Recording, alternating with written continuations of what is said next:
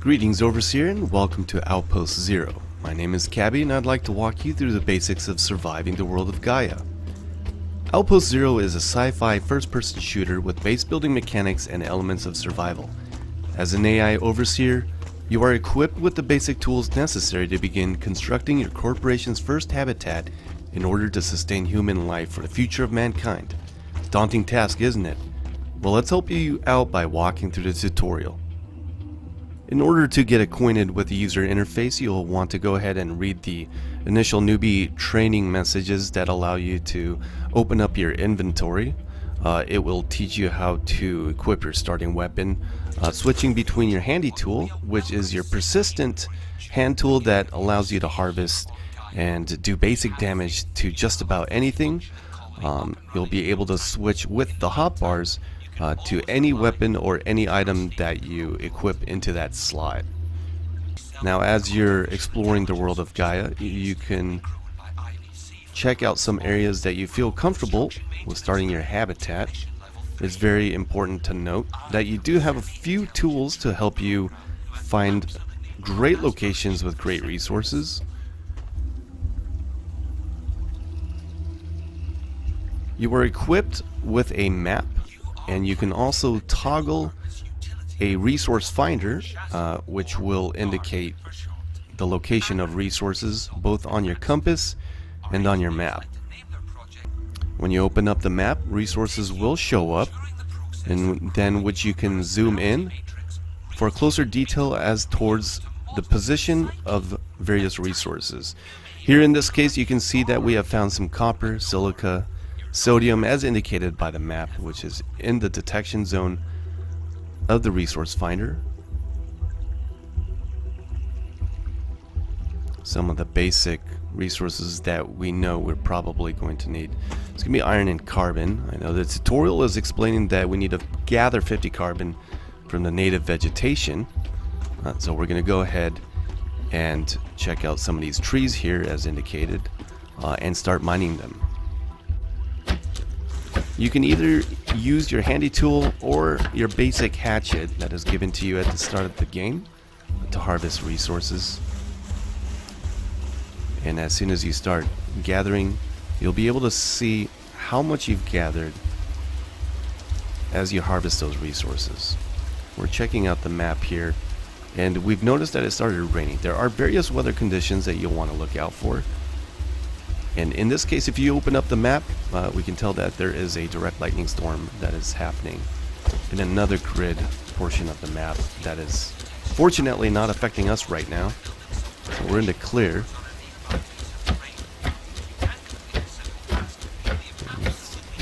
Seems we've gathered enough carbon to continue to the tutorial, and we'll be able to start laying out our foundations. Now, foundations are the basic building blocks to building up your colony or your base.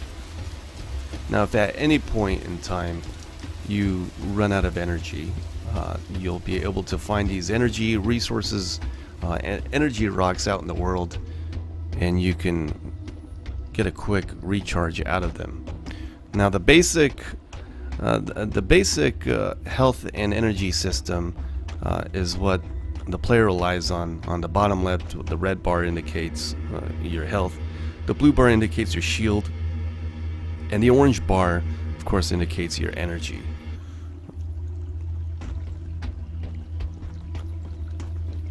Being an AI Overseer, you're going to require energy as well as your base, as well as your AI bots that you craft in the future.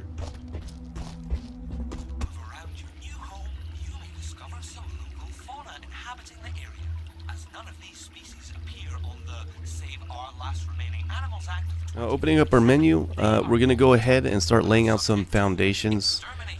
In our case, we're gonna lay out 4 foundations to satisfy the requirements of the tutorial.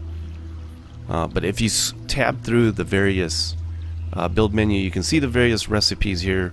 There are craftables for crafting, defense structures, resources, and of course basic base building features here. So we're going to go ahead and build 4 blocks here. And with our handy tool, we're going to go ahead and complete building the foundations. Now the way the building system works is you have frames that you can place. At any time, if you want to cancel it, you can hit Q and it'll cancel the building process, so you don't have to commit those resources immediately. The framing system was designed in order to allow players to design their bases and to allow their bots to build and complete structures based off of the framing system. Now, in order to lay claim to a territory and begin setting your respawn point, you're going to want to build a command center. The command center is basically the heart and soul of your base.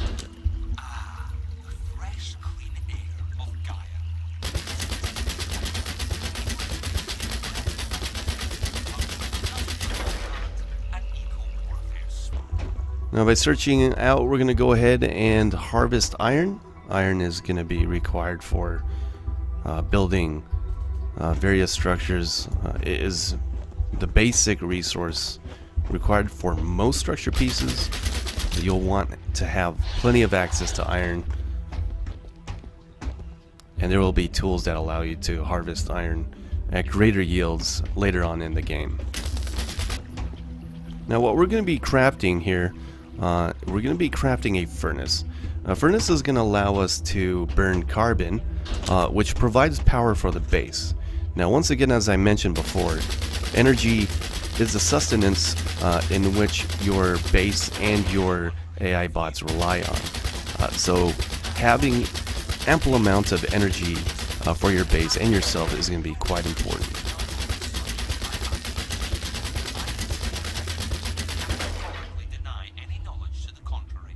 You can open up the inventory, simply right click and transfer carbon into it, and as you can see, the steam furnace has now turned on and is producing power.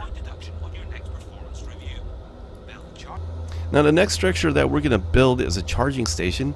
The charging station is going to allow you and your bots to recharge. Once again, if you take a look at the bottom left, my energy is currently at 735. By building the charging station, I'll be able to provide a permanent structure that, as long as it's powered, will recharge my character here.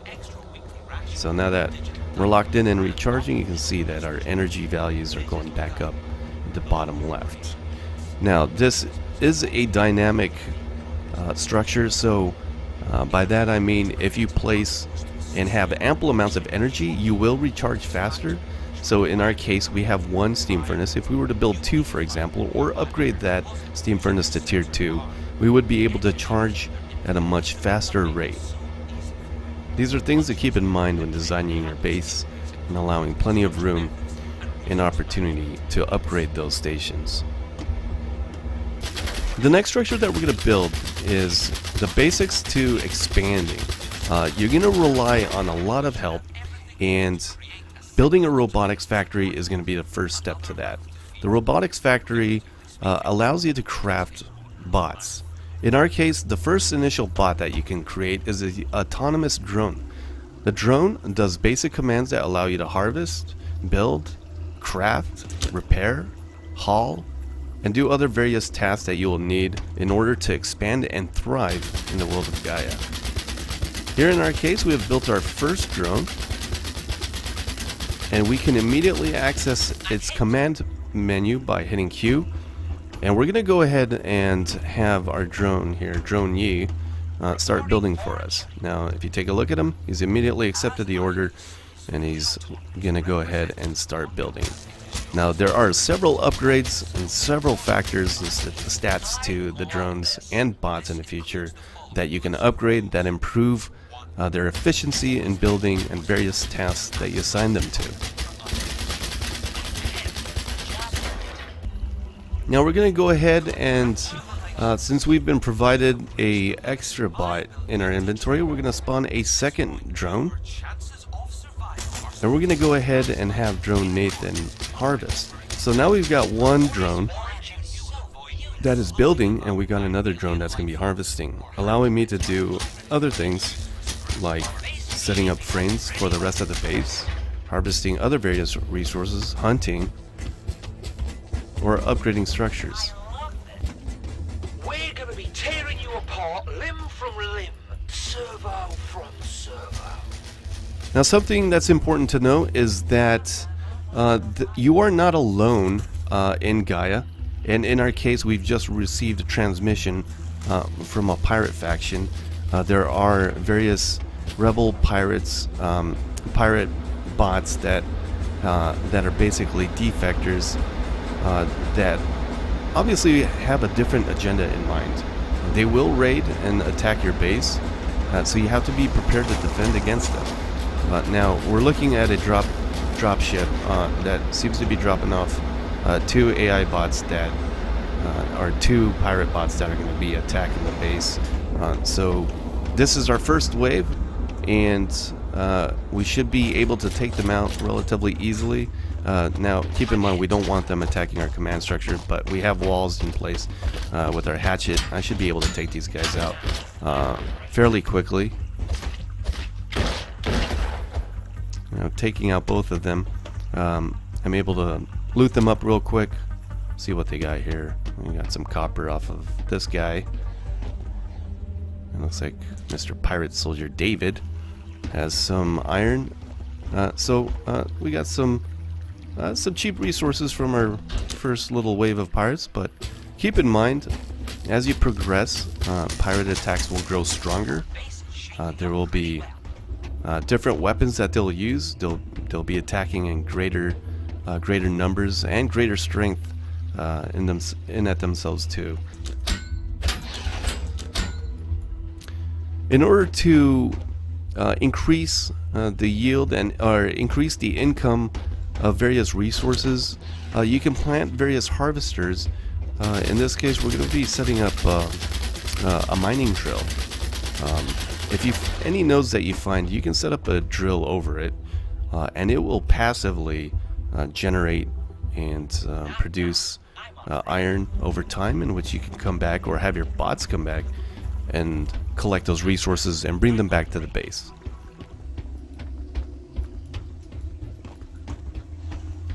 In order for the miner to be powered, we're going to go ahead and connect our power from the main base over to the miner by establishing a power pylon. The green area indicates the region in which power will reach. Now, we've just been attacked by a burrow weaver soldier. Now, the wildlife can be very, very aggressive. There are various wildlife that are both neutral, passive and aggressive as well. And they have different levels, so some of these creatures could be quite strong, some of them very weak. That is something to keep in mind when you're exploring and defending your base.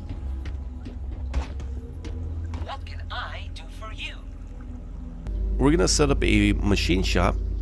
A machine shop here will allow us to create some basic kits and tools. We're going to require some basic ammunition for our small turrets. Here you can see 9mm bullet, you can see repair packs, energy packs, shield boosters, and other various ammunition. Now that we have all the resources that we need, we're also going to create a storage container. A storage container is good to have. Your bots will actually make use of the storage containers.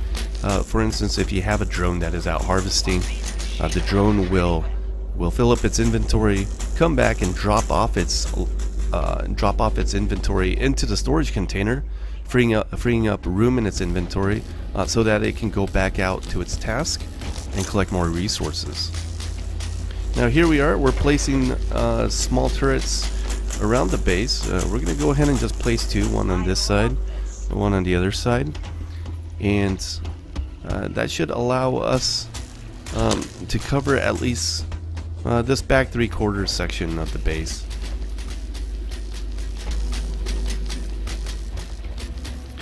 Now, as you can see, Both of our small turrets are built and powered. All we need to do is make sure that the turrets do have ammunition in its inventory, otherwise it will not fire.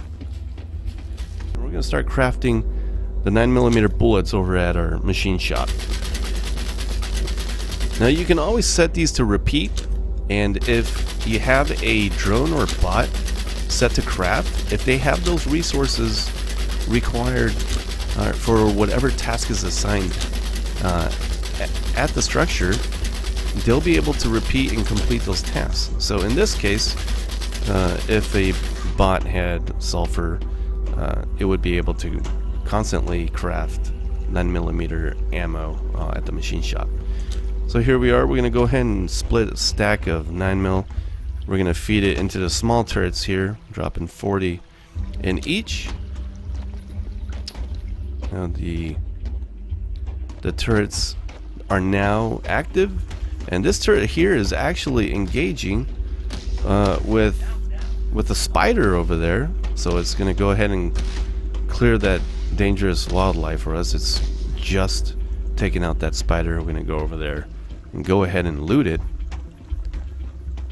It does have various range. Various turrets do have various range, as well as different weapon type turrets. Of course, they will have different energy needs, so that's definitely something to keep in mind. If you're running on 2 steam furnaces, probably wouldn't be a wise idea to have 4 or more turrets running, obviously, or rocket turrets, for example. As we take a look at the storage container that we built earlier, you can already see there's been some resources that's been deposited by our drone that's been doing a lot of harvesting. It's really nice because we don't have to pay attention to them too much. Just allow them to work and allow them to drop off supplies over in the storage box. Now we've just crafted an equipment workbench. Workbenches will allow you to craft various armor. Now the important thing to know about the armor is that they all have stats, and there's various armor types that are fitting for different tasks. So there's combat, there's resource gathering, things like that. So those are some stats and things to keep in mind when building out armor for you and your bots.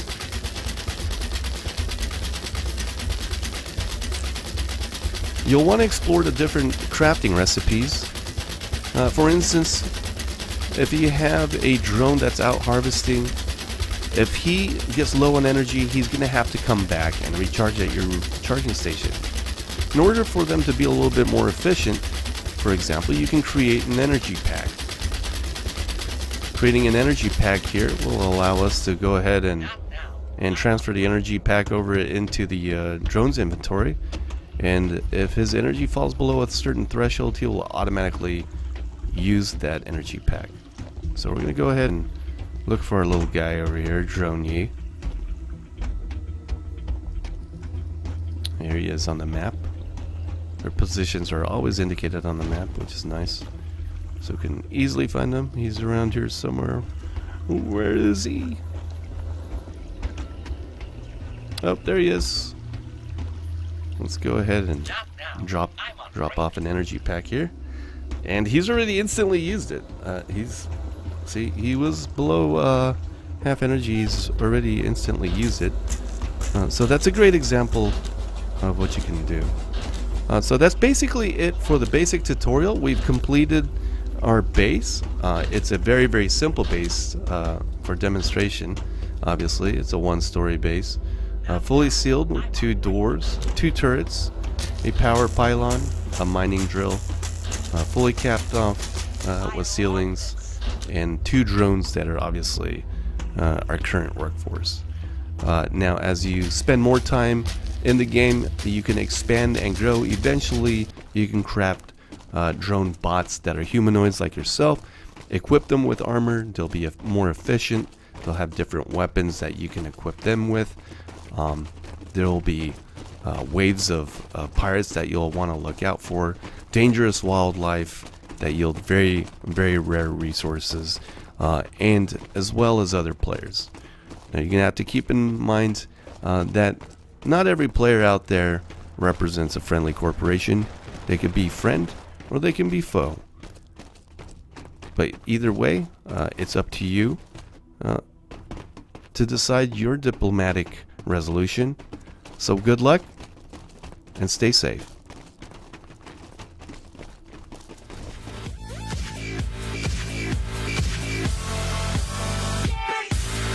Like and share if you enjoy the video and think others might benefit from this, and of course subscribe and hit the notification button if you are new to the channel and want to be notified every time I post a video.